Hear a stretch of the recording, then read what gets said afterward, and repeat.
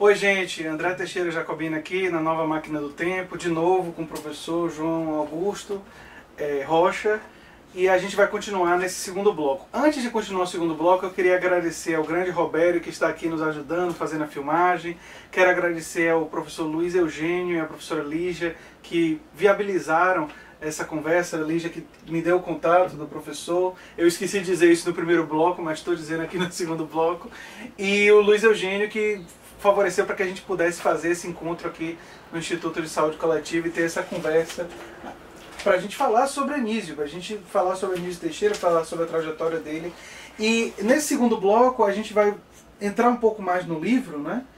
E um pouco mais da história de vida de Anísio, e eu queria também tocar na questão das prioridades de Anísio e como elas entram em contraste com o pensamento da direita. E como isso, de certa forma, vai justificar o que a gente vai falar no terceiro bloco.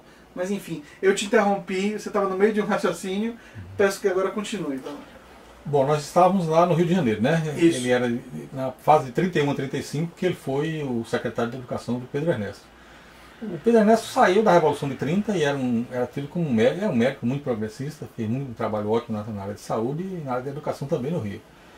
Mas o que aconteceu no Rio foi que a igreja começou a bombardear Anísio Teixeira muito fortemente, porque a escola de Anísio Teixeira deu certo. A escola pública de Anísio Teixeira funcionou muito bem. Funcionou muito bem por quê? Porque ele montou um esquema de construção de escolas espetaculares, muito boas mesmo para o funcionamento da educação. Foi lá onde ele começou a pensar na questão da escola do dia inteiro. Ele trouxe essa ideia de Detroit. Detroit tinha as chamadas Platoon School, né? Que era escola de dois turnos. O aluno ficava num primeiro turno fazendo a parte dos conteúdos, de matemática, gramática, história, etc. E num outro turno fazendo a parte de cidadania, em que ele vivia a cidade, vivia a experiência. Porque o John Dewey dizia exatamente isso: a educação não é preparação para a vida, a educação é a própria vida. Então a ideia deles era criar no segundo turno essa ideia da escola da cidadania, em que o aluno tinha tudo, tinha correio, tinha prefeito, tinha trabalho, tinha tudo. Tinha um banco, guardava o dinheiro no banco, ele vivia uma cidade, além de ter as atividades todas de esporte e de lazer, de contatos, né, com os outros colegas, etc. Então ele começa no Rio de Janeiro com essas ideias. Depois ele cria a Universidade do Distrito Federal. Essa Universidade do Distrito Federal tinha um Instituto de Educação, que era já existia uma escola de educação anterior, que era uma escola de educação que trabalhava a questão da preparação dos professores para fazer pesquisa sobre a educação que estava em curso. Como aperfeiçoar aquela educação. E Anísio criou na universidade o Instituto de Educação, que ficou célebre, porque era um instituto um pouco diferente das faculdades de educação de hoje, que não se atém à realidade mesmo da educação, a maioria delas, eu digo. Então, lá eu estudava o currículo, como mudar o currículo, o que aconteceu, os alunos foram bem, não foram bem, fazia o estudo de seleção dos grupos de alunos dentro da sala, que os alunos não são homogêneos, todos esses estudos de psicologia e tudo mais, ele fazia. Ele dava muita ênfase nessa questão do estudo da psicologia, da antropologia, era o que ele chamava de ciências auxiliares da educação. Eram 3 ciências auxiliares: psicologia, sociologia e antropologia. Ele fazia muita pesquisa sobre isso. Então, a vivência da pesquisa do Instituto de Educação era uma vivência em cima da realidade da educação que estava implantada. Por isso o sucesso dele. E na universidade que ele criou em 1935, chamada Universidade do Distrito Federal, ele introduziu essas ideias. Ele mandou o Afrânio Coutinho, que era um grande escritor e médico baiano e tudo mais, que muito conhecido pela literatura. Ele foi para a Europa, passou 2 anos selecionando professores para essa universidade. E voltou em 1935, abril de 1935, e foi criada a universidade com muitos professores brasileiros, os maiores intelectuais brasileiros da época. A Cecília Meirelles estava lá, Portinari estava lá, Vila Lobos estava lá, Gilberto Freire, todos os grandes nomes fora da área de matemática, de física, de química, todo mundo ele atraiu para essa universidade no Rio de Janeiro. Agora, o que ocorreu em 1935 é o seguinte: em 1935 estava aquele movimento da Aliança Nacional Libertadora em curso, né? Um movimento crescendo bastante para contestar a continuidade do Vargas, né? E o movimento depois adquiriu já uma conotação socialista mesmo, por conta da presença e da predominância do Partido Comunista do Brasil, e a sigla era PCB, né? Naquele tempo. E com isso a igreja começou a atacar Anísio, dizendo que ele estava abrindo espaço para os comunistas dentro da universidade, porque Anísio permitia a livre discussão. E aí começou uma tentativa de incriminação de Anísio nos processos de discussão da Aliança Nacional Libertadora. Quando aconteceu em novembro, o que eles chamam de intentona comunista, aquele processo todo que deu na derrota da ANL e tal, o Anísio percebeu que não ia ter mais espaço para ele, se mandou, foi embora, saiu em dezembro de 35. E ele criou, e ele percebendo já o caminho das coisas, ele instalou a universidade em abril de 35. A universidade não tinha nem instalações ainda. Ele instalou isso para poder garantir o Antônio Aires foi aluno dessa universidade. Nesse meu livro tem um artigo que o Antônio Aires fala nisso, né?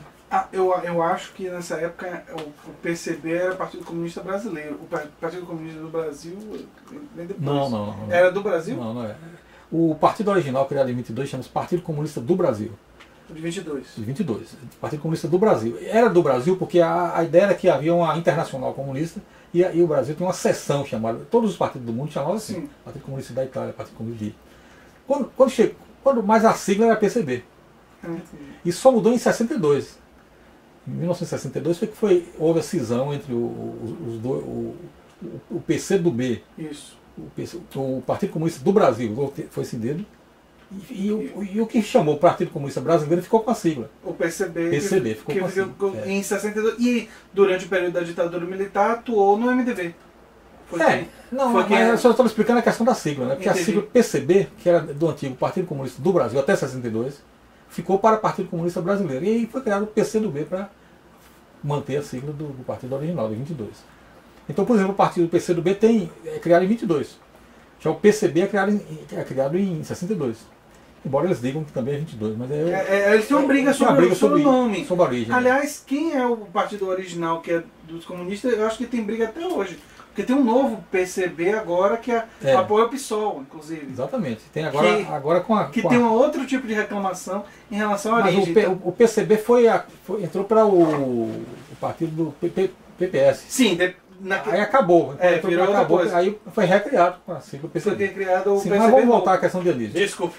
Anísio, então, ele é atacado pela igreja, incriminado, e a pressão da igreja era muito grande, e ele saiu em esse meu livro tem as cartas dele para o Pedro Ernesto. Sim. A ida e volta, você vai perceber bem o que aconteceu mesmo.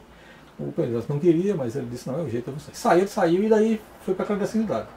Ele saiu, dizem que foi para o Uruguai, depois voltou aí, foi se internar aqui na Bahia, numa fazenda aqui em Ituaçu, de um parente dele, fazenda Gurutuba. E daí em diante ele passou de 35 a 45 fora da educação. Ele ficou exilado no próprio país. E aí se tornou empresário e tudo mais. Começou primeiro vendendo dormentes, depois virou minerador, exportador de minério, ficou muito rico, inclusive.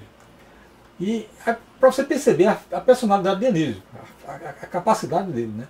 De organização, inclusive. De organização. Ele era um organizador empresarial, virou um cara milionário, muito rico.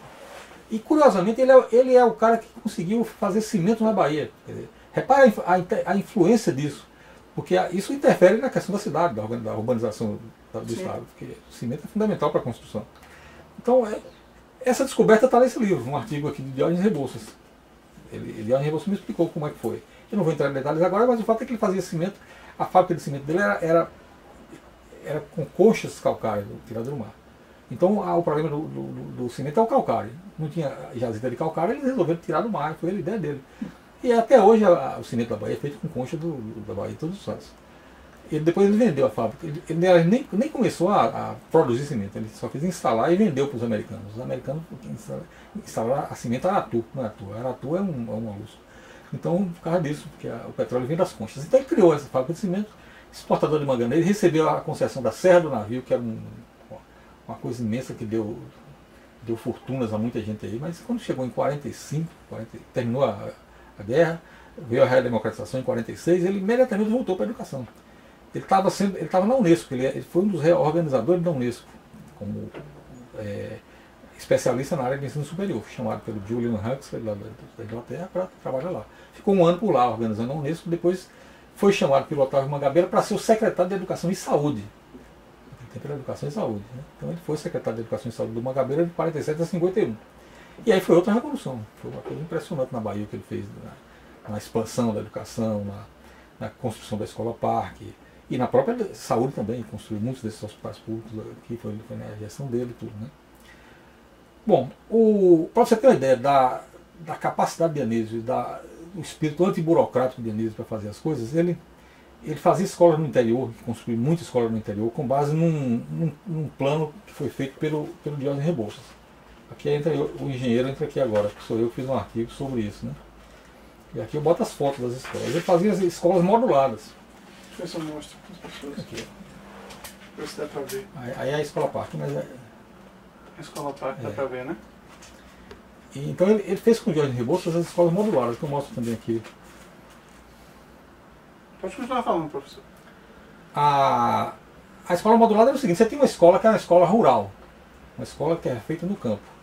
A escola tinha uma sala, e era uma sala para a professora. E a professora tinha uma casa para ela morar lá. Os estudantes não seguiam o mesmo esquema dos estudantes das cidades. Ele era um estudante que tinha um calendário em cima da questão das colheitas locais e tal, porque na época da colheita o estudante não podia ir para aula. Então tinha toda uma... Quando o lugar ia crescendo, essa escola ia crescendo, ela era modulada e ia se acrescentando novos módulos. Claro, ia se expandindo. Até virar um ginásio enorme, entendeu? Se a cidade crescesse muito. E ele começou a instalar essas coisas todas aí, na Bahia. E o que era a Bahia naquele tempo? Né? A Bahia não tinha estrada, não tinha nada, era tudo atolando aí os carros. Então ele pegou um Jeep, um Land Rover, daqueles Jeep bem potentes que existia, que agora foi retomado, mas era um Jeep, era um Jeep importado que existia no Brasil para enfrentar as estradas de lama. E botava os técnicos dentro do Jeep, e os técnicos tiravam fotografia das escolas. As escolas não eram acompanhadas por papel, por contabilidade, eram acompanhadas por fotografia. Então o cara chegava no lugar, fotografava e levava as pontas, então já gastou tanto, então manda mais. Então, e as comissões eram comissões formadas por pessoas da cidade. Era delegado escolar, o delegado era o padre, ou o prefeito no máximo, botava lá, aquela era a comissão encarregada da escola. Então é um negócio absolutamente desburocratizado. E nisso ele conseguiu construir muita escola na Bahia, né? Em cima desse esquema aí. Bom, termina em 47, 51, ele aí já era um educador reconhecido internacionalmente e tudo mais, já tinha trabalhado na Unesco, etc. Aí ele é chamado pelo Simões Filho, que é o dono da Tarde, que virou ministro da Educação, foi chamado para o Rio, para trabalhar no governo. Ele imediatamente criou a CAPES, ele com Romulo Almeida, o criador da CAPES. Então, você imagina o que significa a CAPES no Brasil. Interessante ele ter se associado a Rômulo, né? Rômulo Almeida, porque Rômulo foi um dos grandes baianos, né? do século XX. Rômulo, tem textos de Rômulo, ele antecipando a discussão ambiental, já na época de Vargas. Exatamente.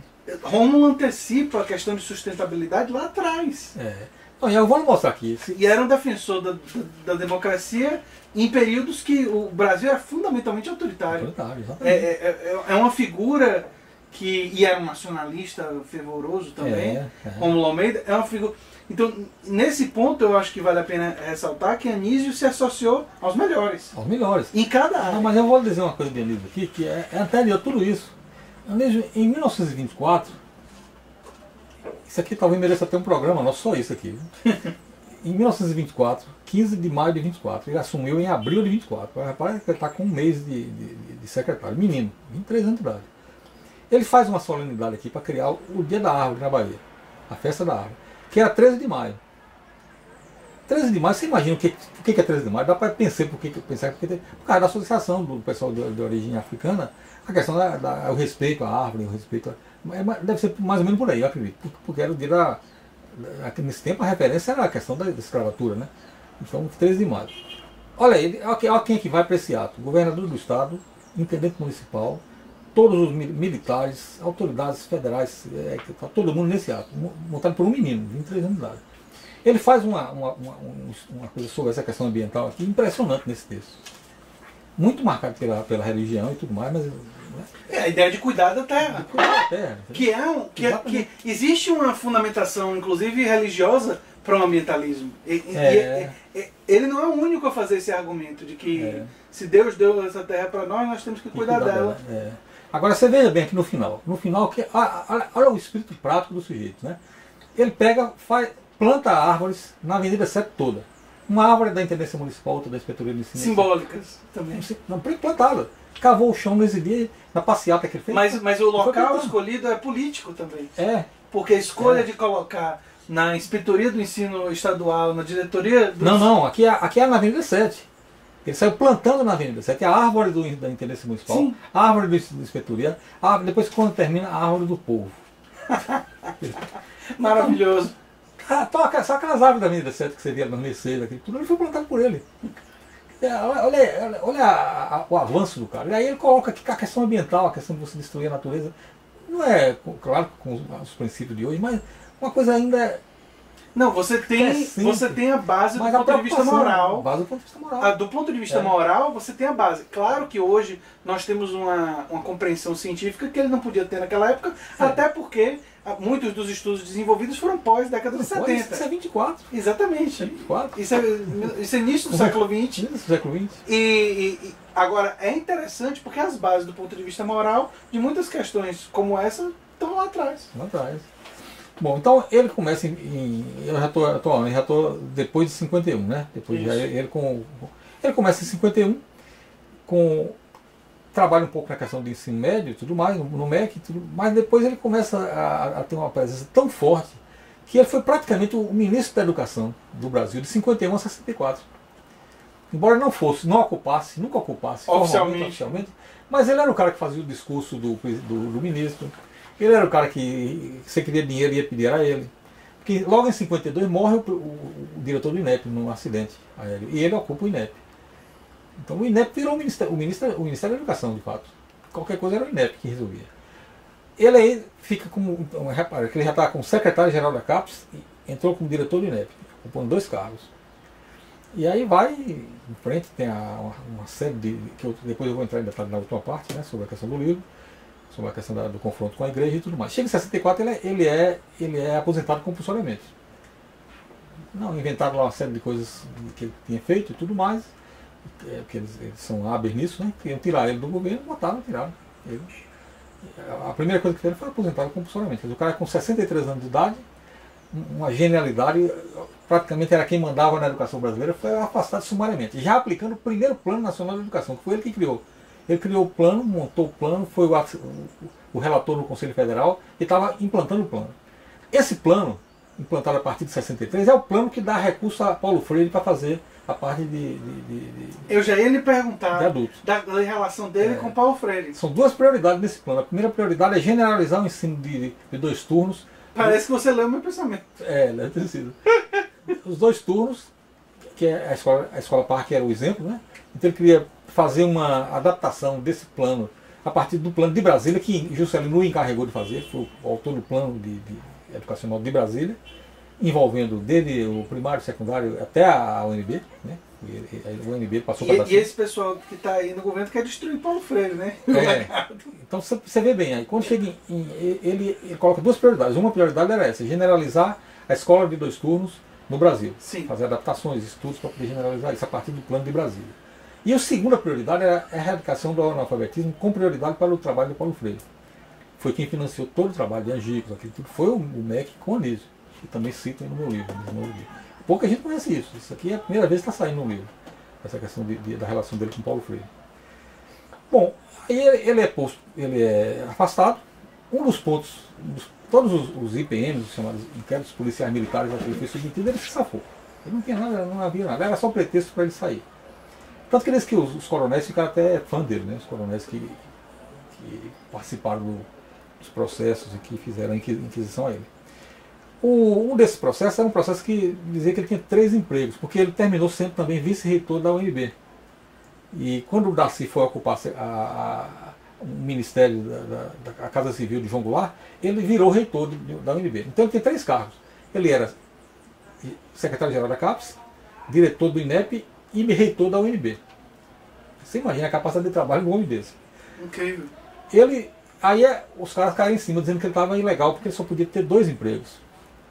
Ele disse, é verdade. Aí pegou todos os papéis, depósito de um dos salários mensalmente no banco. Está aqui. Eu deposito um desses salários nos bancos todo mês. Aí os caras não puderam fazer nada, né? Fizeram foi elogios a ele. Mas é isso, a relação dele com os militares, depois eu vou contar no livro um episódio também sobre os militares, vou deixar para depois. Mas basicamente é isso, quer dizer, Anísio, com a UDF, ele criou a UDF de 35, que foi extinta em 39 também por influência da igreja, por pressão da igreja.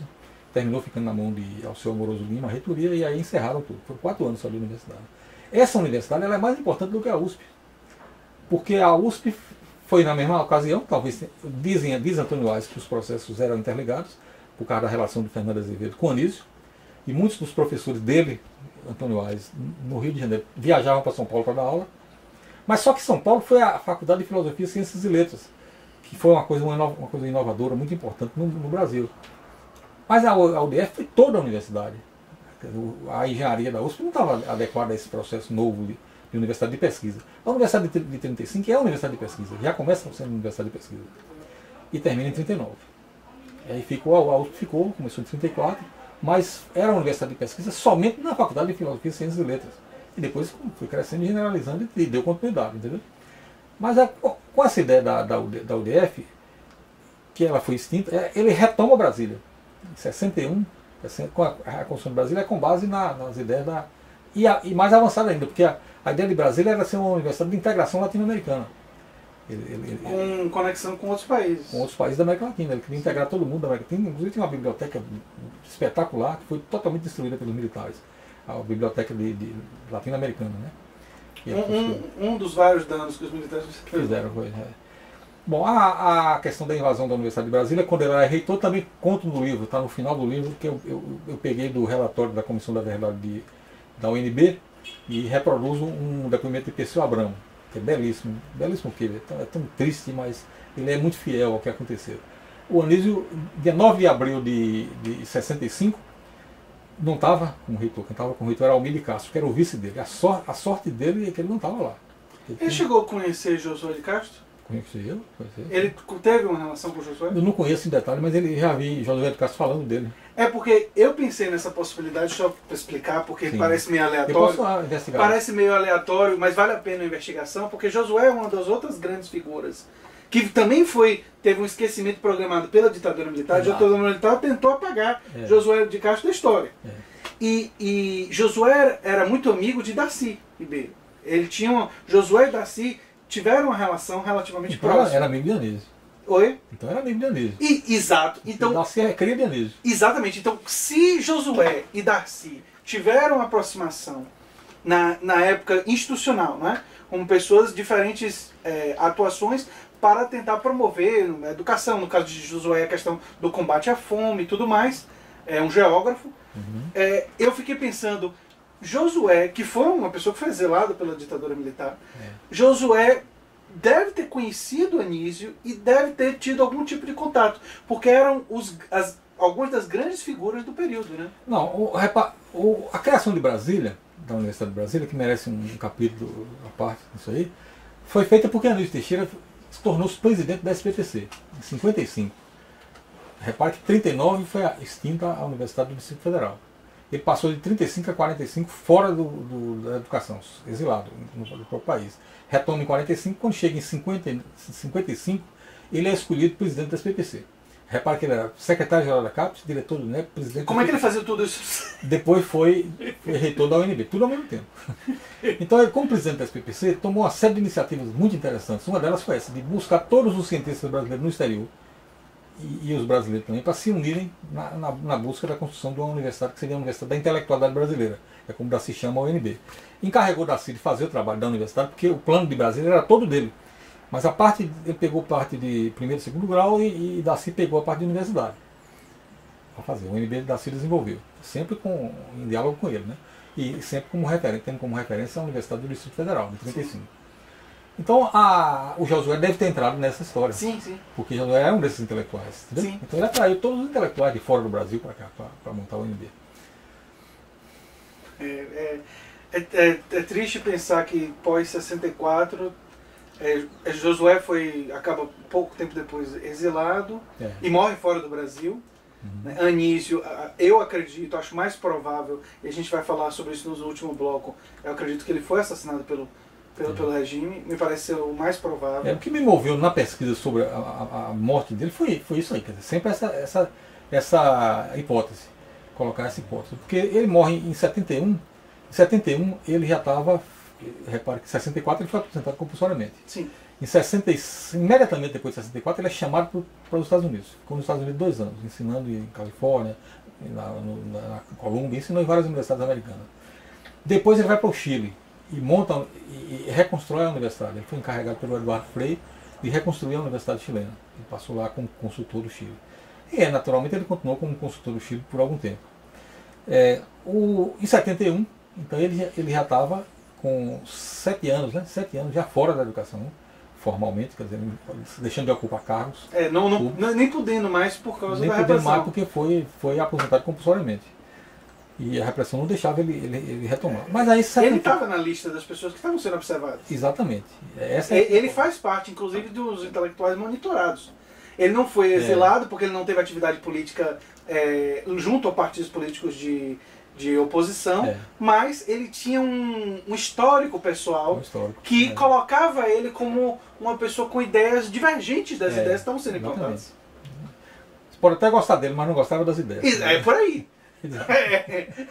Esse é o ponto. E por ideias diferentes, até o pensamento meio paranoico, eles mantinham uma observação dessas pessoas. No livro tem uma referência a isso também. Até porque Anísio conhecia a grande intelectualidade e monitorar ele seria uma forma de talvez ter acesso até a outros. Até outros. E aí que eu entro na questão de 71. Em 71 ele estava em Itaipava, ele tinha um sítio em Itaipava, passava o tempo lá escrevendo e tal. Muito solicitado, escrevia na Folha de São Paulo, inclusive tinha uma coluna na Folha. E aí o Afrânio Coutinho, médico também, grande crítico literário, o Clementino Fraga, filho, e um outro que era também da Academia Brasileira de Letras, que era Paulo Carneiro. Paulo Carneiro foi à casa de Anísio lá em Itaipava para convidá-lo para ocupar uma vaga na Academia Brasileira de Letras, que por acaso era no lugar de Clementino Fraga, pai. Ele iria concorrer. Ele ia concorrer. E aí foi um trabalho para ele aceitar, ele aceitou. 1, 2, 3, gravando. Você conduz. Né? Faça de novo. 1, 2, 3, gravando.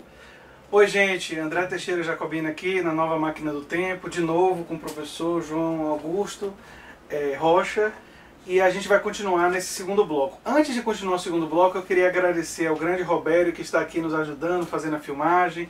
Quero agradecer ao professor Luiz Eugênio e à professora Lígia que viabilizaram essa conversa. A Lígia que me deu o contato do professor. Eu esqueci de dizer isso no primeiro bloco, mas estou dizendo aqui no segundo bloco.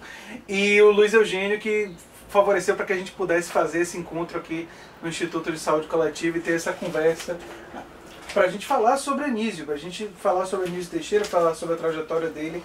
E nesse segundo bloco a gente vai entrar um pouco mais no livro, né? E um pouco mais da história de vida de Anísio, e eu queria também tocar na questão das prioridades de Anísio e como elas entram em contraste com o pensamento da direita. E como isso, de certa forma, vai justificar o que a gente vai falar no terceiro bloco. Mas enfim, eu te interrompi, você estava no meio de um raciocínio, peço que agora continue. Vamos. Bom, nós estávamos lá no Rio de Janeiro, né? Isso. Ele era na fase de 31 a 35 que ele foi o secretário de Educação do Pedro Ernesto. O Pedro Ernesto saiu da Revolução de 30 e era tido como um médico muito progressista, fez um trabalho ótimo na área de saúde e na área de educação também no Rio. Mas o que aconteceu no Rio foi que a igreja começou a bombardear Anísio Teixeira muito fortemente, porque a escola de Anísio Teixeira deu certo. A escola pública de Anísio Teixeira funcionou muito bem. Funcionou muito bem por quê? Porque ele montou um esquema de construção de escolas espetaculares, muito boas mesmo para o funcionamento da educação. Foi lá onde ele começou a pensar na questão da escola do dia inteiro. Ele trouxe essa ideia de Detroit. Detroit tinha as chamadas Platoon School, né? Que era escola de dois turnos. O aluno ficava num primeiro turno fazendo a parte dos conteúdos, de matemática, gramática, história, etc. E num outro turno fazendo a parte de cidadania, em que ele vivia a cidade, vivia a experiência. Porque o John Dewey dizia exatamente isso: a educação não é preparação para a vida, a educação é a própria vida. Então a ideia deles era criar no segundo turno essa ideia da escola da cidadania, em que o aluno tinha tudo, tinha correio, tinha prefeito, tinha trabalho, tinha tudo, tinha um banco, guardava o dinheiro no banco, ele vivia a cidade, além de ter as atividades todas de esporte e de lazer, de contatos, né, com os outros colegas, etc. Então ele começa no Rio de Janeiro com essas ideias. Depois ele cria a Universidade do Distrito Federal. Essa Universidade do Distrito Federal tinha um instituto de educação que era já existia uma escola de educação anterior, que é uma escola de educação que trabalhava a questão da preparação dos professores para fazer pesquisa sobre a educação que estava em curso, como aperfeiçoar aquela educação. E Anísio criou na universidade o Instituto de Educação, que ficou célebre, porque era um instituto um pouco diferente das faculdades de educação de hoje, que não se atém à realidade mesmo da educação, a maioria delas, eu digo.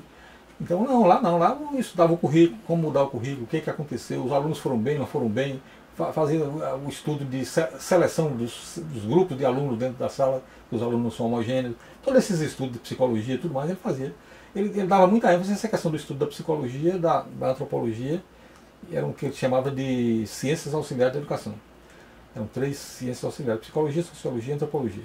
Ele fazia muita pesquisa sobre isso. Então, a vivência da pesquisa do Instituto de Educação era uma vivência em cima da realidade da educação que estava implantada. Por isso o sucesso dele. E na universidade que ele criou em 1935, chamada Universidade do Distrito Federal, ele introduziu essas ideias. Ele mandou a Frane Coutinho, que era um grande escritor e médico baiano e tudo mais, que muito conhecido pela literatura.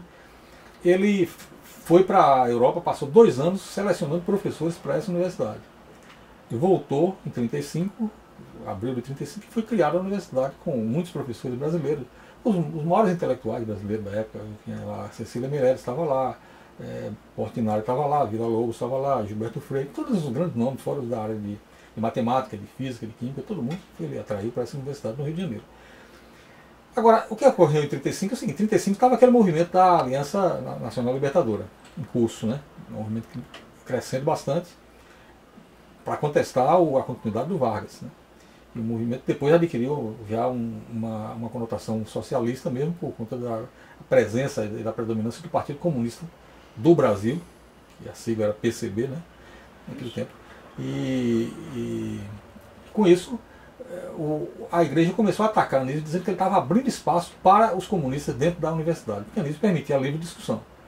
E aí começou uma tentativa de incriminação de Anísio nos processos de discussão da Aliança Nacional Libertadora. Quando aconteceu em novembro, o que eles chamam de intentona comunista, aquele processo todo que deu na derrota da ANL e tal, o Anísio percebeu que não ia ter mais espaço para ele, se mandou, foi embora, saiu em dezembro de 1935. E ele criou, e ele percebendo já o caminho das coisas, ele instalou a universidade em abril de 1935. A universidade não tinha nem instalações ainda. Ele instalou isso para poder garantir o Antônio Aires foi aluno dessa universidade. Nesse meu livro tem um artigo que o Antônio Aires fala nisso, né? Eu acho que nessa época o PCB era o Partido Comunista Brasileiro. O Partido Comunista do Brasil vem depois. Não. Era do Brasil? Não é. O partido original, criado em 22, chama-se Partido Comunista do Brasil. De 22. De 22. Partido Comunista do Brasil. Era do Brasil porque a ideia era que havia uma internacional comunista e o Brasil tem uma seção chamada, todos os partidos do mundo chamavam assim, sim. Partido Comunista da Itália, Partido Comunista de... Mas a sigla era PCB. Isso só mudou em 62. Em 1962 houve a cisão entre o PCdoB, isso. O Partido Comunista do Brasil foi cindido, e o que chamou o Partido Comunista Brasileiro ficou com a sigla. O PCB ficou com a sigla. Em 62, e durante o período da ditadura militar atuou no MDB. Eu só estou explicando a questão da sigla, né? Porque entendi. A sigla PCB, que era do antigo Partido Comunista do Brasil até 62, ficou para o Partido Comunista Brasileiro. E aí foi criado o PCdoB para manter a sigla do partido original, de 22. Então, por exemplo, o PCdoB é criado em 22. Já o PCB é criado em 62. Embora eles digam que também é 22. Mas eles têm uma briga sobre o nome. Sobre a origem. Aliás, quem é o partido original que é dos comunistas, eu acho que tem briga até hoje. Porque tem um novo PCB agora que apoia o PSOL, inclusive. Exatamente. Tem agora tem um outro tipo de reclamação em relação à origem. Mas o PCB entrou para o partido do PPS. Sim, aí acabou. Aí foi recriado com a sigla PCB. Foi recriado o PCB. Mas vamos voltar à questão de Anísio. Desculpe. Anísio, então, ele é atacado pela igreja, incriminado, e a pressão da igreja era muito grande, e ele saiu de baixo, esse meu livro tem as cartas dele para o Pedro Ernesto. Sim. Aí de volta você vai perceber bem o que aconteceu mesmo. O Pedro Ernesto não queria, mas ele disse, não, é o jeito de você. Ele saiu e daí foi para a clandestinidade.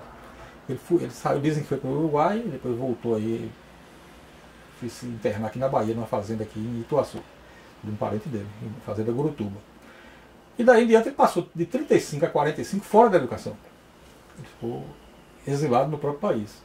E aí se tornou empresário e tudo mais. Começou primeiro vendendo dormentes, depois virou minerador, exportador de minério, ficou muito rico, inclusive. E para você perceber a personalidade de Dionísio, a capacidade dele, né? De organização, inclusive. De organização. Ele, era um organizador na área empresarial, virou um cara milionário, muito rico. E curiosamente ele é o cara que conseguiu fazer cimento na Bahia. Quer dizer, repara a influência disso. Porque isso interfere na questão da cidade, da urbanização do Estado. Porque o cimento é fundamental para a construção. Então, essa descoberta está nesse livro, um artigo aqui de Diógenes Rebouças. Diógenes Rebouças me explicou como é que foi. Eu não vou entrar em detalhes agora, mas o fato é que ele fazia cimento. A fábrica de cimento dele era com conchas calcárias tiradas do mar. Então o problema do cimento é o calcário. Não tinha jazida de calcário, eles resolveram tirar do mar, foi a ideia dele.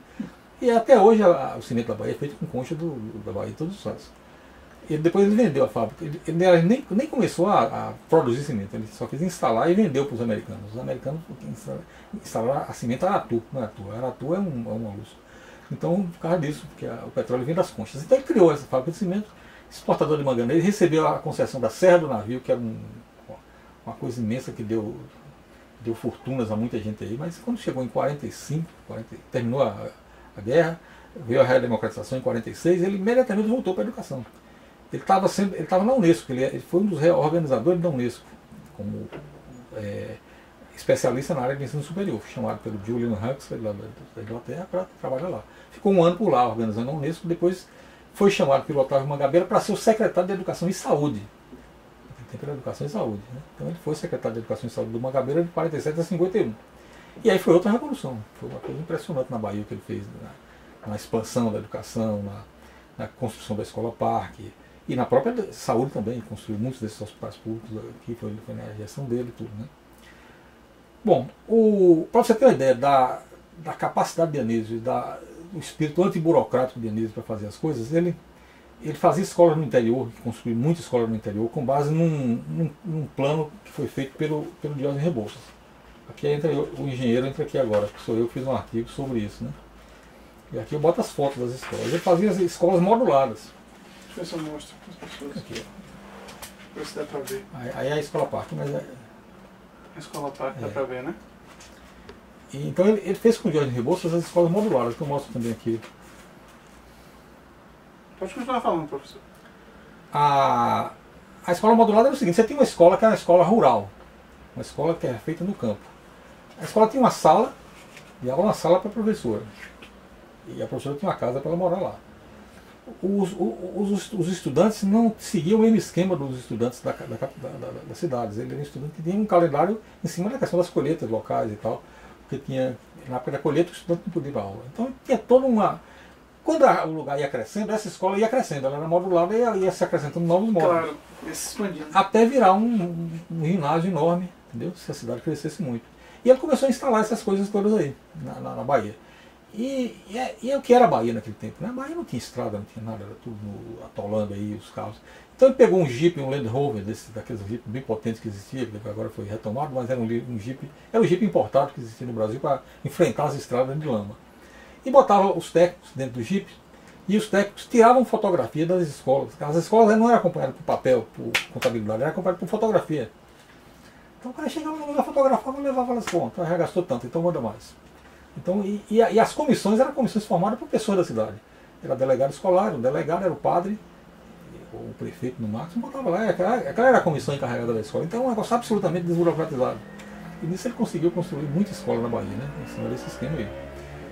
Bom, termina em 47, 51, ele aí já era um educador reconhecido internacionalmente, tudo mais, já tinha trabalhado na Unesco, etc. Aí ele é chamado pelo Simões Filho, que é o dono da Tarde, que virou ministro da Educação, foi chamado para o Rio, para trabalhar no governo. Ele imediatamente criou a CAPES, ele com Romulo Almeida, o criador da CAPES. Então, você imagina o que significa a CAPES no Brasil. Interessante ele ter se associado a Rômulo, né? Rômulo Almeida, porque Rômulo foi um dos grandes baianos, né? Do século XX. Rômulo, tem textos de Rômulo, ele antecipando a discussão ambiental, já Exato. na época de Vargas. Exatamente. Rômulo antecipa a questão de sustentabilidade lá atrás. Então, eu vou mostrar aqui. E era um defensor da democracia em períodos que o Brasil era fundamentalmente autoritário. Exatamente. É uma figura e era um nacionalista fervoroso também, Rômulo Almeida, é uma figura. Então, nesse ponto, eu acho que vale a pena ressaltar que Anísio se associou aos melhores. Aos melhores. Em cada área. Não, mas eu vou dizer uma coisa de Anísio aqui, que é anterior a tudo isso. Anísio, em 1924, isso aqui talvez mereça até um programa, não só isso aqui. Em 1924, 15 de maio de 24, ele assumiu em abril de 24. Repare que ele está com um mês de secretário, menino, 23 anos de idade. Ele faz uma solenidade aqui para criar o Dia da Árvore na Bahia, a Festa da Árvore, que era 13 de maio. 13 de maio, você imagina o que é 13 de maio? Dá para pensar por causa da associação do pessoal de origem africana, a questão o respeito à árvore, o respeito deve ser mais ou menos por aí, eu acredito, porque era o dia nesse tempo a referência era a questão da escravatura, né? Então, 13 de maio. Olha aí, olha quem é que vai para esse ato: governador do estado, intendente municipal, todos os militares, autoridades federais, todo mundo nesse ato, montado por um menino, 23 anos de idade. Ele faz uma coisa sobre essa questão ambiental aqui, impressionante nesse texto. Muito marcado pela religião e tudo mais, mas... A ideia de cuidar da terra. Que existe uma fundamentação, inclusive religiosa, para o ambientalismo. Ele não é o único a fazer esse argumento de que se Deus deu essa terra para nós temos que cuidar dela. Agora você veja bem que no final olha o espírito prático do sujeito, né? Ele pega, planta árvores na Avenida 7 toda. Uma árvore da Intendência Municipal, outra da Inspetoria de Ensino. Simbólicas também. Não, plantada. Cavou o chão nesse dia, na passeata que ele fez. Mas o local escolhido é político também. Porque a escolha de colocar na Inspetoria do Ensino Estadual, na diretoria do... Não, aqui é na Avenida 7. Ele saiu plantando na Avenida 7. A árvore da Intendência Municipal, sim, a árvore da Inspetoria, depois quando termina, a árvore do povo. Maravilhoso.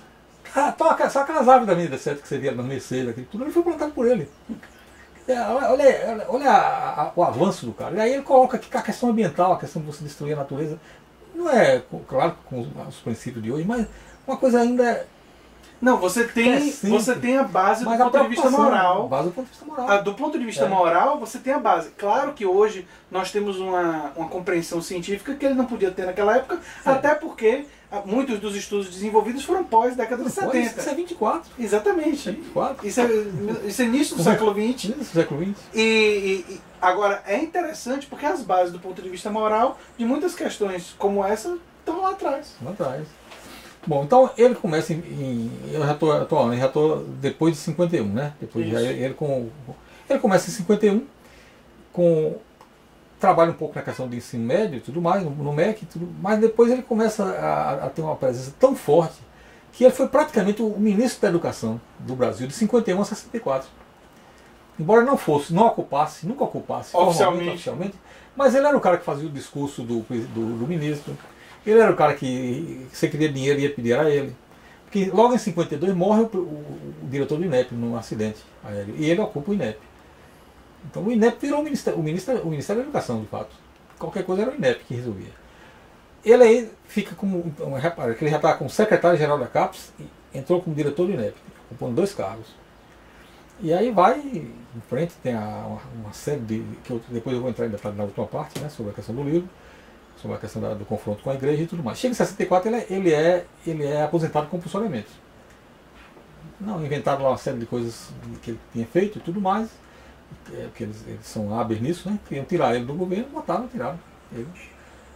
A primeira coisa que fizeram foi aposentado compulsoriamente. O cara com 63 anos de idade, uma genialidade, praticamente era quem mandava na educação brasileira, foi afastado sumariamente. Já aplicando o primeiro Plano Nacional de Educação, que foi ele que criou. Ele criou o plano, montou o plano, foi o relator no Conselho Federal e estava implantando o plano.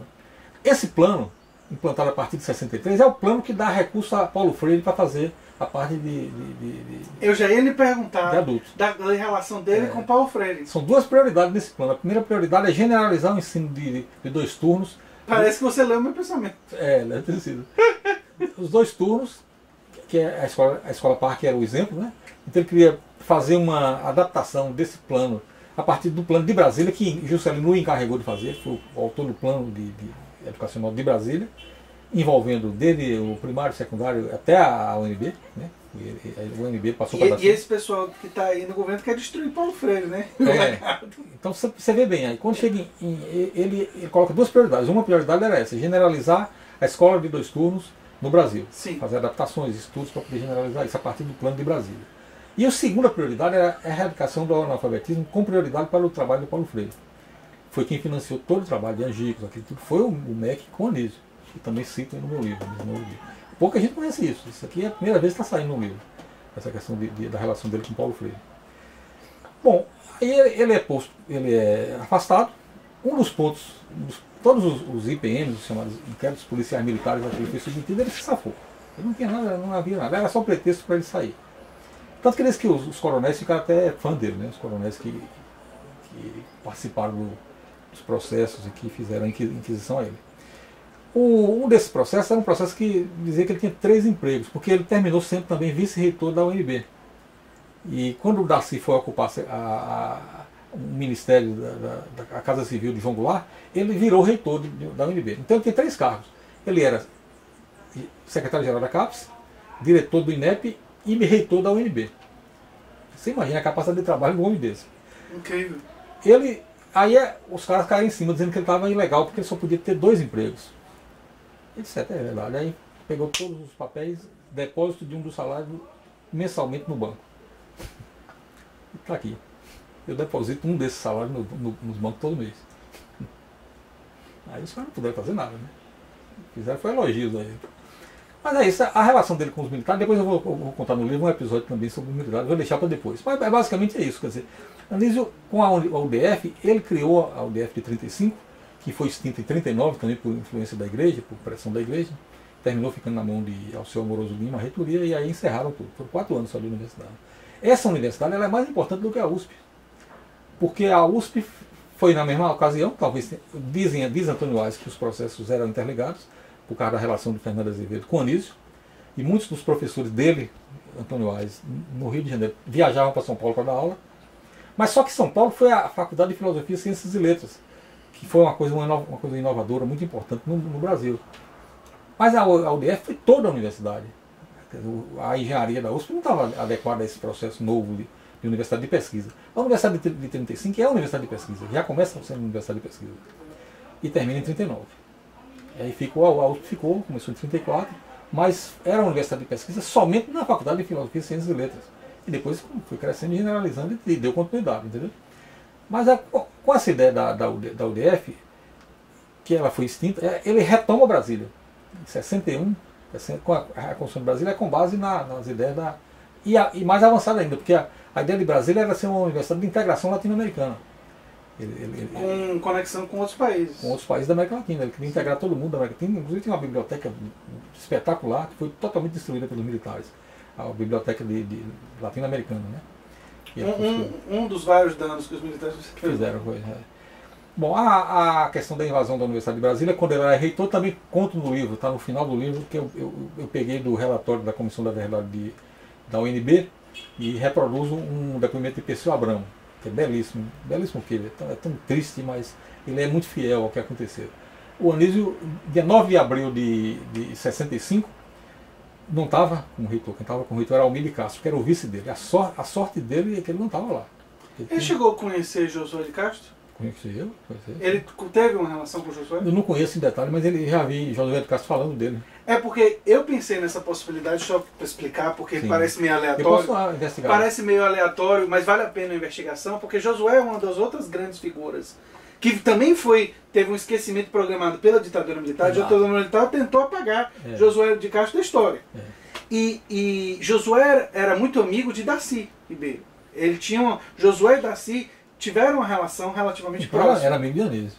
Oi? Então era amigo de Anísio. Exato. Então, Darcy é cria de Anísio. Exatamente. Então, se Josué e Darcy tiveram aproximação na época institucional, né? Como pessoas diferentes atuações para tentar promover a educação, no caso de Josué a questão do combate à fome e tudo mais, é um geógrafo, eu fiquei pensando, Josué, que foi uma pessoa que foi exilada pela ditadura militar, Josué deve ter conhecido Anísio e deve ter tido algum tipo de contato, porque eram algumas das grandes figuras do período, né? Não, a criação de Brasília, da Universidade de Brasília, que merece um capítulo à parte disso aí, foi feita porque Anísio Teixeira se tornou-se presidente da SPPC, em 55.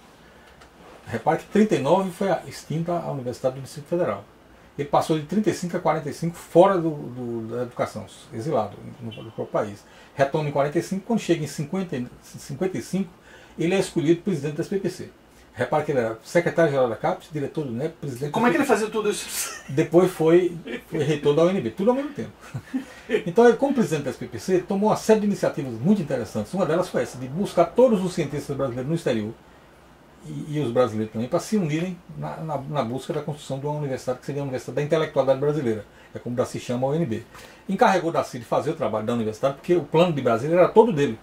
Mas ele pegou parte de primeiro e segundo grau e Daci pegou a parte de universidade para fazer. O UNB de Daci desenvolveu, sempre em diálogo com ele, né? E sempre tendo como referência a Universidade do Distrito Federal, de 35. Sim.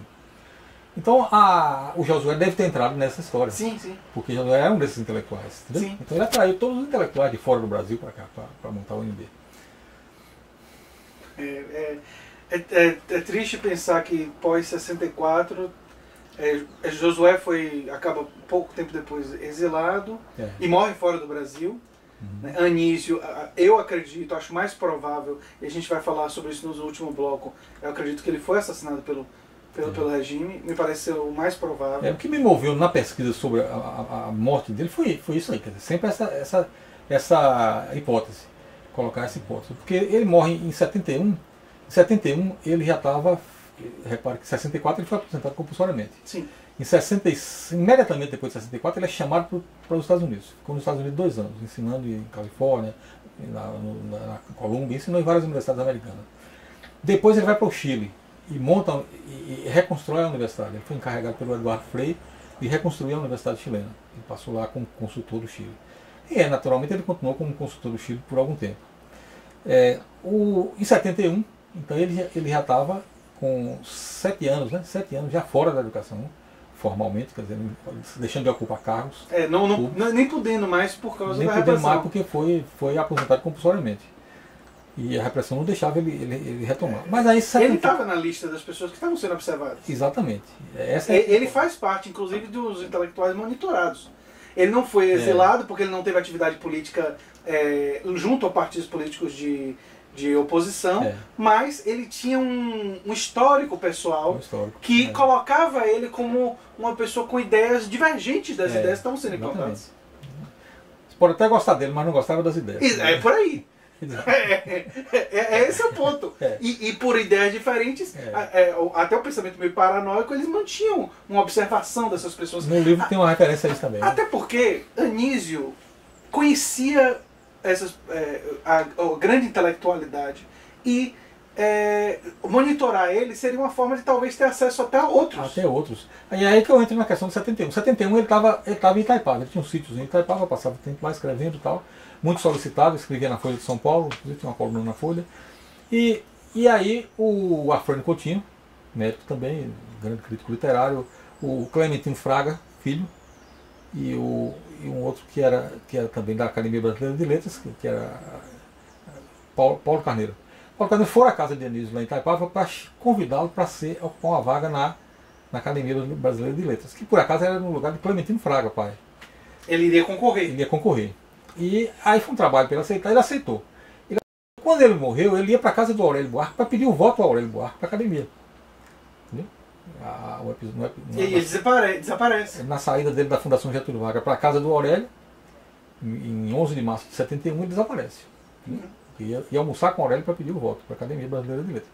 Ora, na Academia Brasileira de Letras ele tem uma projeção muito grande. Até o nome é imortal, né?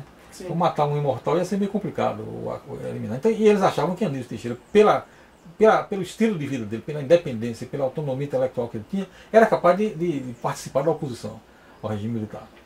Então, ele até se sentindo mais empoderado por ter essa proteção, ele poderia usar a voz dele. A voz dele. Falar. Falar e mesmo falando, meu amigo. Era complicado. Era complicado, porque isso era uma coisa impressionante a fala dele, né? Ninguém deixava de se convencer. E ele era tão impressionante, ele era tão dialético nisso aí, que dizem que quando o Arthur da Távora, que foi genro dele, é que diz isso, né? O Arthur da Távora disse que ele discutia com a pessoa muitas vezes, né? Discutia, falava alto, era como se estivesse brigando, né? Aí quando chegava em determinado ponto, o cara dizia, doutor Anísio, o senhor ganhou. Eu disse, não. Eu ganhei, mas não foi pelo argumento seu, não. Eu ganhei por outro motivo. Aí ele discutiu sobre um motivo correto para dizer que ele tinha ganho a discussão. Já era outra discussão. É porque eu não queria simplesmente pelo cansaço. Não é pelo seu motivo, é por outro motivo. Aí fica uma síntese assim, de toda a obra de Anísio, de toda a contribuição que ele deu, ressaltando-se que as grandes contribuições que eu acho que ele deu foi a primeira de formulação da política de escola pública no Brasil. Sim. A vinculação disso com democracia. Acho que isso para mim é chave. E a segunda é a questão da renovação da Universidade Pública Brasileira. Porque toda a renovação que foi feita, mesmo Brasília, mesmo o UDF sendo extinta, mesmo Brasília que retomou o UDF sendo extinta, as bases de Brasília ficaram. Quer dizer, a departamentalização mesmo veio daí, Brasília.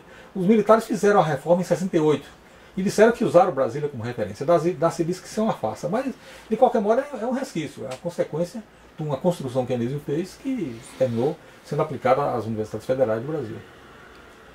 E a contribuição dele é gigantesca, né? Antes da gente terminar esse bloco e entrar na questão dos detalhes da versão, da ditadura e inclusive onde ele estava durante o período que disseram que ele já teria caído, porque toda uma... Você já tem um vídeo até que traz isso mais detalhadamente, eu posso até linkar esse vídeo que você mandou para mim. Sim. E eu posso linkar esse vídeo ou colocar um trecho dele no final da nossa conversa, que ajuda a esclarecer essa questão. Mas eu queria falar brevemente com você, assim, como é a sua sensação mesmo, como é que você se sente. Eu acredito que esse momento vai passar, esse momento atual, o alavismo cultural que está tomando conta da educação e que está, enfim, essa coisa que estão trazendo para o nosso país agora uma perspectiva anticientífica e contra a escola. Né? Quando eu digo contra a escola, ela quando você valoriza ensino à distância e você valoriza autodidatismo, você valoriza essas perspectivas e você começa a eleger ideias anticientíficas, sem embasamento, como ideias que devem ser propagadas. Eu sei que a gente está falando de pessoas tão maravilhosas. A gente citar falas da Damares Alves, do criacionismo, e falar de Vélez, o colombiano, e o que eles disseram, por exemplo, sobre aquecimento global, de dizer que é trama marxista. Quer dizer, esses pensamentos que contrariam a ciência, e que contrariam toda uma trajetória como a de Anísio hoje estarem no Brasil, eu acredito que vão passar. Mas eu queria saber de você, que pesquisa a vida de Anísio há quantos anos? 30 anos? Bom, eu comecei a pensar em Anísio em 86, 87, mais ou menos. Eu era presidente da PUB. É praticamente isso. Né? E aí eu fui chamado pelo governo de Valdir para fazer um trabalho sobre Anísio no Instituto Anísio Teixeira, no IAT, que é um órgão que até funciona até hoje muito bem, né? Formação de professores e tudo mais do governo do estado. E lá a Maria José Palmeira Marita me chamou para fazer um trabalho sobre Anísio. Ela ia fazer sobre 3 educadores, levantar informações sobre os 3 mais destacados educadores da Bahia, que ela considerava o Isaías Alves, o Navarro de Brito e Anísio. Então eu fiquei encarregado de Anísio. E nessa ocasião eu trabalhei com Laura Mônica, eu me esqueci. E ela é minha assistente e ela foi para Caetité, conhecia a família de Anísio e descobriu baús antigos de Anísio jogados lá na casa dele. A casa dele praticamente abandonada. E aí começa a sua pesquisa. Aí começa a pesquisa. E aí ela descobriu coisas novas, importantíssimas sobre ele, cartas dele e tudo mais e tal. E eu ganhei uma certa projeção por conta disso. E aí nós começamos a organizar a Fundação Anísio Teixeira. Então foi esse fato, a descoberta dessas novidades sobre Anísio em Caetité, que me deram condição de organizar a Fundação. E como é que você reage a esse momento atual? Sim, mas você me perguntou onde é que eu comecei. Então eu localizei. Isso. Comecei então, em 87. Né? Em 89, nós criamos a fundação. Em 2002, em 92 sai esse livro. E aí eu fui Seguiu. seguir, né? Seguir sempre. E agora vai lançar esse novo livro. Vou lançar, que é o terceiro livro. É o terceiro 14 de livro. março. É 14 de março. Para todo mundo ficar sabendo, 14 de março, 14 onde é que vai ser? Vai ser lá na rua, no cinema Itaú Cultural da Augusta, lá em São Paulo. Em São Paulo. Para quem puder, 18 horas. quem puder assistir, quem puder ir lá prestigiar, comprar uma cópia, pegar um autógrafo do professor, não vai ser para todo mundo, né? Porque vai ser lá em São Paulo, mas quem puder. Mas o livro é da Edufba, né? Vai ser lançado aqui. Sim, vai ter um Em algum lançamento momento. aqui. Vai ter aqui. A gente faz alguma coisa no dia do Pronto, o lançamento. Pronto. Já estou comprometido com a você. gente aparece por lá. Tá certo. Mas a sua reação a esse momento? Bom, esse momento é assim. A vida é assim mesmo. A vida é uma caixinha de surpresa, como diz o...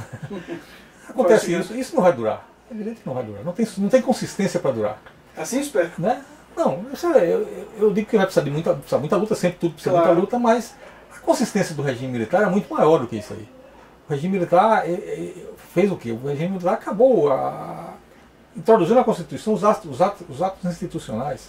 Os atos institucionais caçaram tudo quando foi deputado, fizeram uma nova Constituição, introduzindo na Constituição. Agora não, agora é outro modo, é o modo através do Supremo, Tribunal Federal, intervenção no Supremo, é muito mais frágil. No caso deles, eles mudaram a Constituição. O AI1, o AI2, fechou até o AI5. Então isso aí é uma turma de amadores, que eu digo. A força desse pessoal aí é essa referência aos Estados Unidos. Como se os Estados Unidos estivessem dando suporte. O Trump, pelo que está se vendo aí, não tem muita substância. Não sei se vai muito longe. Pode, inclusive... Pode até acabar o mundo, né? Mas não tem muita substância assim, do ponto de vista de continuidade na política americana. Não tem. A gente vê que não tem. Fragilizado. Está fragilizado. Pode sofrer um impeachment, e se não sofrer um impeachment, deve sair em 2020. O perigo muitas vezes quando esses caras estão acuados, eles fazem uma loucura.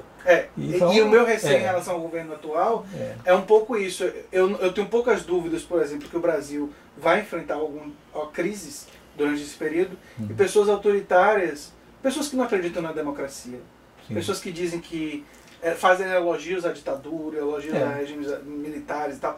O meu medo no seguinte sentido, é como se a gente estivesse num jogo com regras e uma pessoa autoritária pode derrubar o tabuleiro e dizer não respeito nenhuma regra, porque nunca na verdade acreditei. Mas isso para você fazer no tabuleiro de xadrez em casa, ou de dama, é uma coisa. Outro fazer no tabuleiro nacional, um país complexo. E que tem resistência. Tem resistência, não vai longe. Agora, eu tenho um livro assim, do Humberto Eco aqui, que tem um artigo sobre fascismo muito interessante, não sei se você conhece. Esse livrinho dele aqui, esse artigo, é um trecho. Eu gosto muito do texto de Humberto Eco sobre o fascismo eterno. Inclusive vem relendo. Eu fiz um vídeo aqui pro canal A Nova Máquina do Tempo, que eu me inspiro nesse texto. Exatamente. Eu me inspiro nesse texto. Nesse livrinho. Ele fala, por exemplo, aqui, que eu gostei muito quando eles falam do Mussolini, né? Diz que o Mussolini não tinha uma filosofia, tinha uma retórica. Então, o Olavo Carvalho tem uma retórica, não tem uma filosofia. A gente está dando muito valor a esse cara. Damares, o máximo é uma retórica vazia, vaga. Então, eu chamo de direita ralé. A expressão que eu... Então, não é nada consistente. Eu não duvido que eles tenham capacidade organizativa. O Olavo Carvalho faz cursos aí, que a turma toda assiste. Aqui na UFBA tem muita gente que faz cursos com ele, né? Examina, estuda e faz as provas e tudo pela internet, usando esse meio todo que permite essa grande difusão, mas é uma retórica. Não chamar de filósofo, ou chamar lá o Olavo Carvalho de filósofo? Jamais. Né? Jamais. Não, ele é astrólogo. Astrólogo sim. Astrólogo, mas não deve ser dos melhores. Agora você fala da Escola Sem Partido. Eu fiz agora uma interpretação sobre a Escola Sem Partido. Saiu um artigo meu na tarde. E saiu um em São Paulo, no GGN, que até o Haddad me mandou um e-mail falando sobre esse artigo. Foi o Haddad, aliás, que não tinha um conhecimento pessoal, me mandou um e-mail dizendo que leu o artigo e gostou. E pedindo para eu mandar um material para ele que eu tinha citado no artigo. O meu trabalho sobre a Escola Sem Partido é diferente da forma como o pessoal tem trabalhado, que eu não considero irrelevante, que é de caracterizar todo esse movimento como um movimento fascista. Não, nem todos são. Nem todos são. Mas o que eu acho que eu coloquei foi o seguinte: a questão central da Escola Sem Partido é um ataque à escola pública, universal e gratuita. Sim, essa é a questão central. E a autonomia do professor. Sim, fora tudo isso que atinge professor, atinge aluno, é uma questão de princípio que está relacionada com isso. Então eu fiz a seguinte hipótese. Imagine que o Congresso ou o Supremo aprove a implantação do Escola Sem Partido. A escola pública não vai poder aplicar? Porque um aluno que vê a internet todo dia, que sabe muito mais coisa do que o professor, vai aceitar que o professor imponha condições sobre como ele deve pensar? Não vai impor, não vai impor. O professor tem sua ideia, o aluno também tem. A gente sabe que hoje o aluno não obedece aí, não segue o professor como se fosse Não é assim, entendeu? Então, o que vai acontecer é uma inviabilização da escola pública, é mais um elemento para a desmoralização da escola pública, o fato dela não conseguir implantar a escola sem partido. Então, eu já coloco a questão nesses termos. Então, o risco da escola sem partido é ele ser aprovado para desmoralizar a escola pública. E levar uma privatização. E levar uma privatização. Por desqualificação da escola pública. A direita tem uma ideia, e parte da direita de Paulo Guedes, esse pessoal, que no fundo, o que eles que gostariam de implementar, claro que a curto prazo não há viabilidade, mas eu acho que a longo prazo seria um sistema de vouchers. Que é o sistema de vouchers que eles gostariam de implementar em todos os lugares. E a proposta ultraliberal sempre foi o sistema de vouchers, para focalizar nos mais pobres como um problema específico e eliminar a ideia de educação como direito universal. Exatamente, É uma briga política muito grande, porque entre quem acredita que a educação é um direito social universal, um direito de cidadania, é uma concepção, uma visão de sociedade, de Estado, de papel do Estado. Quem acha que o papel do Estado é só focalizar eventualmente nos mais pobres em distorções e que cada um que se vire com relação ao acesso à educação, é uma outra concepção. Exatamente. São concepções muito diferentes. São concepções diferentes, não tem dúvida. Então eu acho que essa história da escola sem partido é uma coisa que vai passar. Claro que nós vamos ter que lutar muito. Está embutido aí toda uma questão autoritária que a gente está vivendo, das pessoas poderem ter liberdade de atacar as outras, e vem aí o Moro com essas ideias todas de que polícia pode... Não consigo. Polícia pode matar à vontade, que não vai ser incriminada, coisa desse. Nós estamos vivendo toda uma situação que é complexa, mas eu quero dizer, do ponto de vista de sustentação, em termos filosóficos, em termos de... não tem grande sustentação isso que está aí. Entendeu? Então eu acho que a gente tem que trabalhar agora nessa ideia, que é uma mera retórica. Não deve ser menosprezado, deve se enfrentar, mas não é uma filosofia, não tem consistência. O que tem a ver o pé de goiaba de Damares com o pé de laranja do Flávio Bolsonaro? Eu concordo com o senhor que é uma retórica e que a gente não pode valorizar, mas tem uma dimensão que muitos dos valores deles representam interesses de grandes corporações empresariais. Ah, é verdade. E esses interesses de grandes corporações empresariais, embora não tenham fundamentação do ponto de vista científico, eles têm capacidade de influência. Eu cito como exemplo, um exemplo da área de saúde, que as grandes empresas do tabaco, por muito tempo, quiseram enganar a população de que cigarro não fazia mal. Sim. E o Olavo de Carvalho diz isso até hoje. Mas independentemente de dizer isso até hoje, o fato dessas empresas quererem convencer, usarem dinheiro para isso, o marketing, a publicidade e tal, elas conseguiram, por um período significativo do século XX, convencer a população de que cigarro não fazia tão mal. Até que a ciência, a pressão, processos, judicializou e tudo mais, e a gente conseguiu estabelecer que cigarro causa efisema pulmonar, causa câncer e tal. Eu vejo o que está acontecendo hoje com aquecimento global, com a questão climática. Eu vejo hoje questões como evolução, num patamar, embora diferentes questões, tem uma semelhança, que é uma disputa ideológica.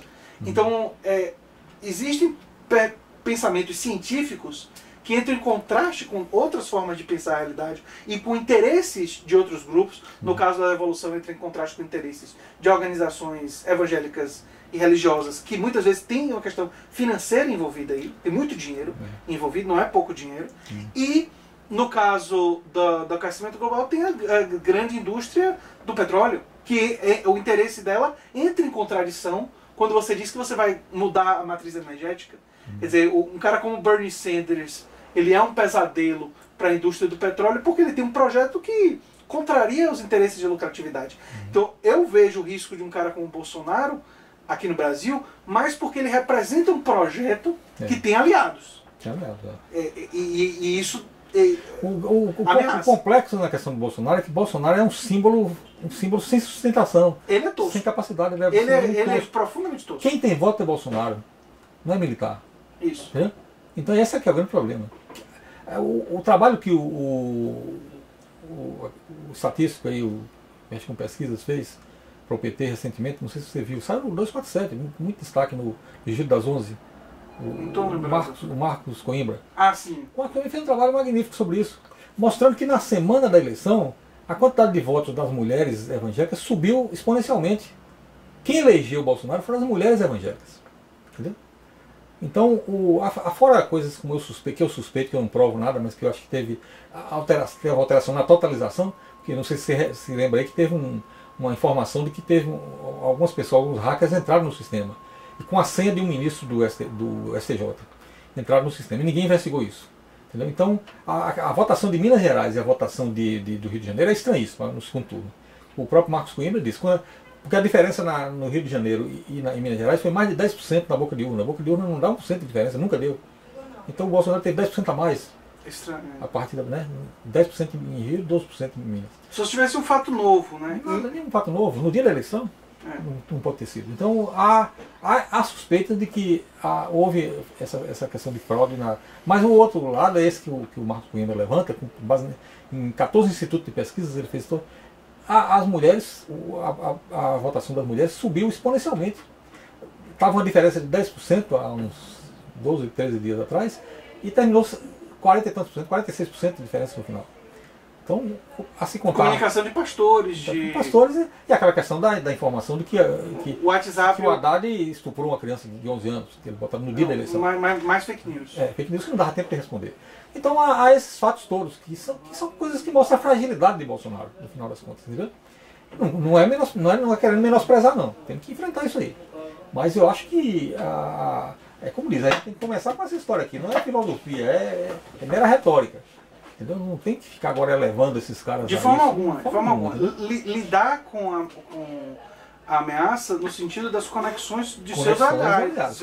Aliados. E o poder político real. Por exemplo, eu não ignoro no meu canal um cara como o Nando Moura, porque ele tem 3 milhões de seguidores. Claro. Então, eu não ignoro ele porque ele tem impacto. Agora, do ponto de vista intelectual, ele é desprezível. Então, eu não posso tratar uma figura dessa como se tivesse validade num debate intelectual. Existem pessoas da direita que não são como eles. Eles não representam toda a direita. Não. E eu falo isso como uma pessoa de esquerda. Eu entrevistei para meu mestrado o Roberto Santos, que é uma pessoa mais conservadora do que eu. Que eu diria que é de centro-direita em várias posições. E eu tenho um absoluto respeito por ele. Você citou um exemplo aí que não sei se você tem um segundo exemplo. Eu só conheço esse. Esse é um excelente exemplo. Cita um exemplo na direita que merece respeito dentro desse governo aí. Muito difícil. Não tem. É muito difícil. Nesse governo não dá. Não tem. A gente não consegue encontrar. Eu tenho muita dificuldade. Então isso que pra mim é a grande... E depois essa questão dos laranjas que estão evoluindo aí, que realmente é um negócio... Essa coisa que saiu... macho político. Essa coisa que saiu hoje aí, é uma coisa que Bom, vamos parar. Acho que vamos parar, né? Porque mas antes de parar... Eu vou falar com você em particular sobre isso. Mas antes de parar e falando sobre isso, eu diria para o senhor o seguinte. Eu tive a convicção da falta de ética e da defesa do patrimonialismo, o uso privado da coisa pública, no episódio que foi trivializado pela imprensa, que é o episódio da Val. Exatamente. Porque para mim... concordo com você. Porque para mim é o seguinte... ele inicialmente disse, Bolsonaro disse o quê? Que ela estava de férias. Depois, quando ficou provado que não tinha nada disso e que ela era funcionária e que ela não estava na Câmara, quer dizer, tudo ficou comprovado, ele disse que o crime dela foi dar água para os meus cachorros. Quando ele diz isso, para mim é o seguinte, realmente, Bolsonaro, é um crime. Porque você usou o dinheiro público para financiar uma atividade privada. Se você tivesse usado o dinheiro do seu salário como deputado, tudo bem.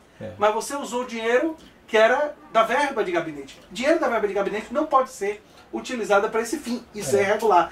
Aí a pessoa diz, mas isso é uma coisa menor. Então, para mim não tem negócio de quantidade. Não tem.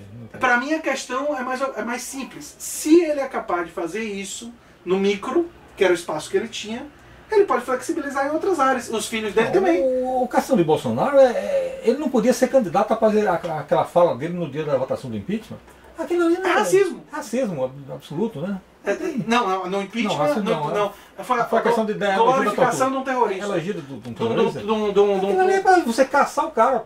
Uma Você pessoa. repara que o Chile, por exemplo, Sebastião Pinheiro é direito. Torturador. Sebastião Pinheiro está prendendo gente de direita. Agora tem uma enfermeira aí na Austrália que vai ser extraditada para o Chile. O cara é de direita. Quer dizer, a questão da ditadura militar lá é levada a sério. Teve um general lá recentemente, um cara com cargo de comando lá no Chile, que resolveu elogiar pessoas desse tipo como o Bolsonaro, que na mesma hora foi retirado, foi para reserva. Não, esse caso é muito interessante. Na época que aconteceu, houveram pessoas que lembraram que nossa Constituição considera crime você fazer um elogio e apologia à tortura. Tortura, é. Então, quando ele disse aquilo de Ustra, que é claramente uma apologia à tortura, foi específico. Ele estava falando da Ustra enquanto torturador. Ele não estava falando... Quer dizer, a partir daquele momento... era absolutamente cabível, mas ele tem outros processos que ele poderia ter, digamos assim, ter sido condenado, ter sido impedido de ser candidato.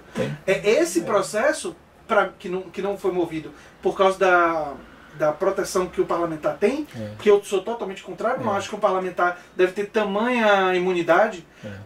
E o outro era o de racismo, que eu me lembrei, que ele também, que chegou ao Supremo e o Supremo descartou. O de racismo é gravíssimo. E o de racismo, quilombolas, né? exatamente. E aquele processo poderia sim ter impedido ele, se ele fosse condenado, dele concorrer. Eu concordo com você. Houve uma concessão que o Supremo e que o Judiciário fez em relação a ele por causa da situação da população. É muito parecido com aquele putsch da cervejaria do Hitler, né?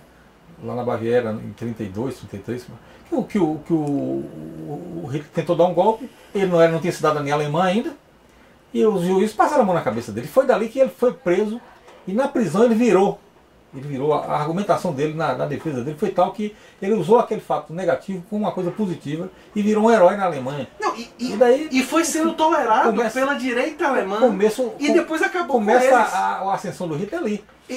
Esse é um episódio interessante, porque o Hitler ele foi articulando aquela gangue, que aquilo ali era mais a gangue, SA, né? Exatamente, aquilo ali tinha mais semelhança de um grupo criminoso. E a direita alemã tradicional, vamos dizer assim, uma direita que não era isso, foi tolerando ele e foi aceitando. Quando ele finalmente assumiu o poder, ele se livrou desses caras. Quer dizer, ele mandou matar. Só foram com ele enquanto eram úteis. A partir do momento que assumiu o poder, e a gente está vendo agora o Bolsonaro se comendo como Bebiano, aliados, gente que fez campanha para ele. Quer dizer, ele descartar um cara como o Bebiano, que era obviamente um aliado, mostra essa coisa autofágica desse pessoal, que tem a ver, na minha avaliação, com comportamento paranoico, conspiratório e tal, isso produz. Mas vamos para o nosso último bloco agora. Eu vou fechar esse bloco, reforçar os agradecimentos ao Instituto de Saúde Coletiva, a Robério, a Lígia Vieira, a Luiz Eugênio, que ajudou a gente para ter essa conversa. E nós vamos finalizar o segundo bloco agora, para então começar o terceiro bloco. A gente vai discutir especificamente a morte de Anísio, os detalhes, ele vai trazer de novo algumas coisas, e eu vou também dar liberdade para o professor a fazer a síntese que ele desejar para o livro dele e para esse convite, que essa conversa aqui tem muito sentido de convidar as pessoas, não só para o lançamento, mas para o conhecimento dessa obra, tanto de Anísio quanto o estudo que o professor João Augusto Rocha tem feito ao longo de mais de 30 anos sobre Anísio Teixeira. Tá certo? Vamos lá.